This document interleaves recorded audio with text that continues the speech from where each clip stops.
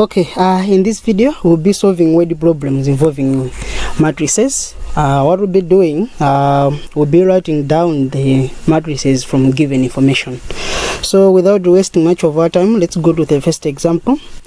Our first example, I'm now going to in a football league, a win W ends 3 points, a draw ends only a point, whereas a loss, that's a 0 point. The results for two teams, Nyasa Big Bullets and the Mighty Wanderers, are given in the table below. So this is the table. And now with the Nyasa Big Bullets, in a game 7, in a draw it's a game 9, and in a lose a game 4. Mighty Wanderers, in a game 8, in a draw it's a game 5, and in a lose a game 7. Now we should use matrix multiplication to find the number of points each team scored. So Shmedibange, we have Nyasa Big Bullets, so Big Bullets, that's the letter B, and Mighty Wanderers, Ningoika W. So Big Bullets, in a game 7, in a draw it's a game 9, and in a lose a game 4. Can I go Mighty Wanderers, in a game 8, in a draw it's a game 5, and in a lose a game 7. The way matrix yokuza and the winning, losing, and the drawing the games, the winda tananayo. So the bendy low yokuza and the my points. So we have winning, drawing, and losing. So you made bange. Winning, that's 3 points. Drawing, that's a point. And losing, that's a 0 point. Kungo banga yonchi neguri zateka. And we can now multiply this kuti divise my points here. Kuti timu inelo sinkabiza my points angati. So multiplying mabanga row versus column. So this one times this one tikate musa. Ili pata tipanga 3 times 7. 3 times 7. Then plus this guy and this guy. That's 1 times 9. That's 1 times 9. And this guy here and that guy, you got about 0 times 4. The good we are done per bullets. Then tibwele topano pa Wanderers. So on Wanderers you mutipange tipanga 3 times 8 games. So we have 3 times 8 games. Amena we need. And plus 1 times 5. I'm a game I draw so 1 times 5 games and 0 point, which is 0 times 7 my game I run and a draw so if you multiply 3 and 7, that's 21. Then you plus 1 times 9, that's 9, and here we have 0, that's for bullets. And for Wanderers, if you multiply here, that's 24, and the 1 times 5, that's 5, then plus 0 and 7, that's 0. So the parigize. So if you add 21 and 9 and 0, we have 30. And if you add this 24 plus 5 plus 0, that's 29. So my points are and so if you can see this one, my bullets, and this one for Wanderers. So bullets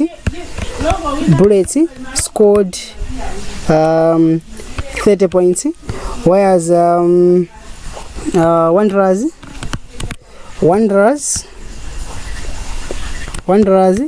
scored 29 points.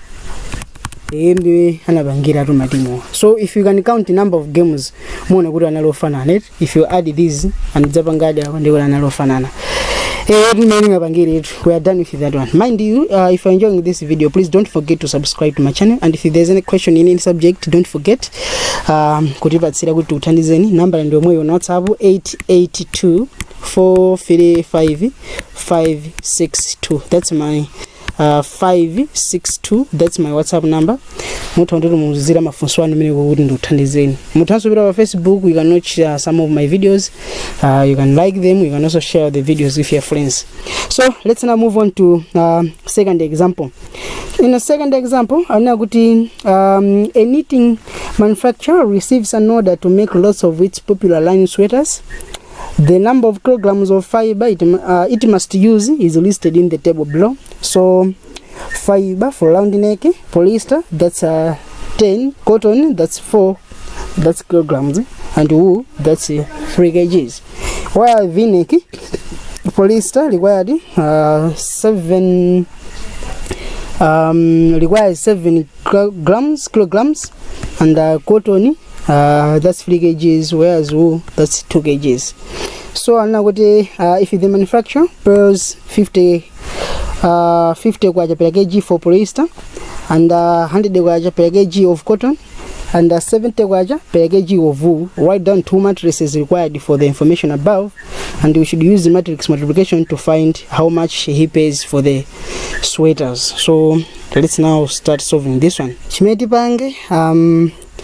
We can have a matrix for prices.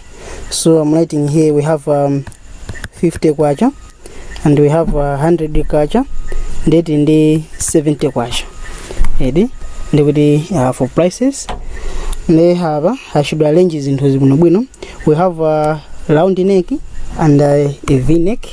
So for round neck, we have 10, which is the polyester, and we have 4 for cotton, and 3 for wool.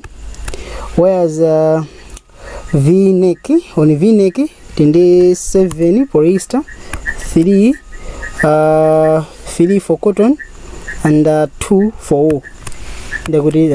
So mind you, izi nzopheka chifuka mafunika zinthu zipanga corresponded kuti kwamazata muso sadzamise ndori ndikamapanga multiplication ine uyu ndizati musanduyu unzati musanduyu unzati musanduyu kuno bwino iyo so chimodzimodzi like that. Kapena maybe mutha kukonda kuilemba in this way, ikhale mukola ma prices kuti khale apa 50 mukhale ndi 100 mukhale ndi 70 like that, ndikuti mwindikola mweneyo. And izi zikhale mene zili mu question mu according to the question, kuti mukhale ndi 10, 4 and 3, kena kuzake ndi 7, 3 kena ko 2. Ndikuti this row here, that one, that's for round, whereas this row here, that's for a virgin. So you can see it's the same thing here. It's the same thing. So we can start multiplying this. So you made bang for round, this is 50 times 10, then plus 100 times 4, row versus column, 100 times 4, and 70 times 3 here. So we have a 20 there, 70 times 3. We are done for round neck. Whereas for v-neck, tipanga 50 times 7. So we have 50 times 7 there, and plus 100 times 3. So we have 100 times 3, and finally 70 times 2. 70 times 2. So so if you can multiply here, 50 times 10, that's 500, then plus 4 times 100, that's 400, and plus 70 times 3, that's 210, and here it was 350, then plus this one, you get about 300, and that guy there, it was 210. So here should be 140, not 210, because 2 times 70, that's 140. So next thing, we're going to add this 500 and 400, that's 900. So 900 plus 210, that will be 1110. Whereas this guy, that's 650 plus 140, the answer is 790. That's 790. So this one, that's for round neck, whereas this one, that's for a V-neck, according to the question. So ababa zowa mafuna ndekuti mwanatha kulemba izi kapena kulemba that part nchimodzimodzi. Yokuza new application iyo ndekuti watatha for round neck, that's 1110 kwacha, whereas for V-neck that's 790 kwacha. So these are kwajas. So this is the answer. Let's now move on to another example. Another example, I'm now going to in Ilimbi. So a shop in Ilimbi sells clothes and keeps records of its stock. In a week, the shop stocked 250 men's suit, 120 skirts for adult, and 130 men's suit, 132 skirts for children. In the following week, anabanga stock 180 men's suit, 190 skirts for adults, 115 men's suits, and 50 skirts for children. Write down the matrix which shows the number of each type sold. Commerce, we should use the matrix method to find the total number of suits and the skirts sold during the period. So ngamera bangira zina zija tipange motele. Solution, we have two categories. We have men's suit, commerce in the masket, have skirts.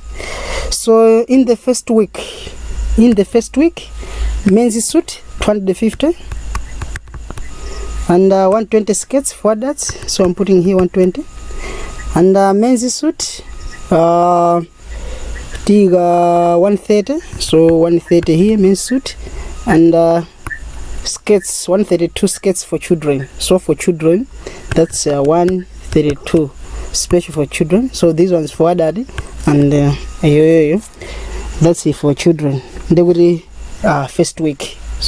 So second week, for second week, so there second week chimedi bange, we have two categories as well, men's suit as well as skirts. So chimedi bange, we have 180 men's suits, so tiga 180, and 190 skirts for adults. So here 190 skirts for adults, and the 115 men's suits. So I'm putting here 115, and 50 skirts for adults. So for adults, maraginda mini wow, 50 skirts for children. The word is a tiger. So this is first week. Pomwe inai, that's second week. Then now using the matrix method, what is the real number of suits and the skirts sold in that period? They would go parties. So what we need to do here, we are going to add these into it.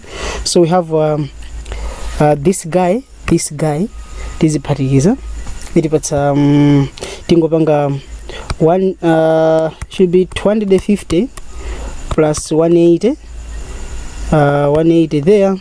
We use in do you in the modi tibanga 115 the 130 plus 115, and this guy and that guy here was 120 here, then plus 190, and below for children you have 132, then plus 50. So the parigize. So if you add the parigiza baba, you need but 430, and below have 245. That means suit.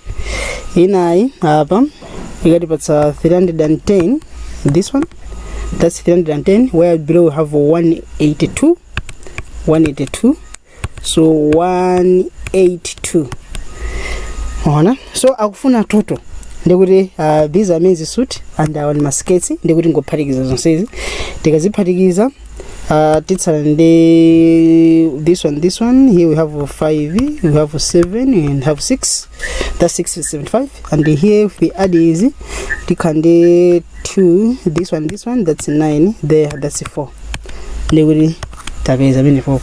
They will total means suti. That's 675. And the total sketch both for adults and the children. That's 492. Head ni munga mavangiria mini papa. Chonde. Don't forget to subscribe to my channel, please. I'm begging you. I've realized that number of my viewers and the number yomwe abanga to subscribe. Usually can do my abanga view, so to subscribe, my guys. Like you're trying to support me. Hey, my guys, and this one should be the end of the first part. Second part, ndizango solve ina yake. Yodipa manibo angalifunse bunch. So that marks the end of the first part of matrices word problem. Let's meet in the next video.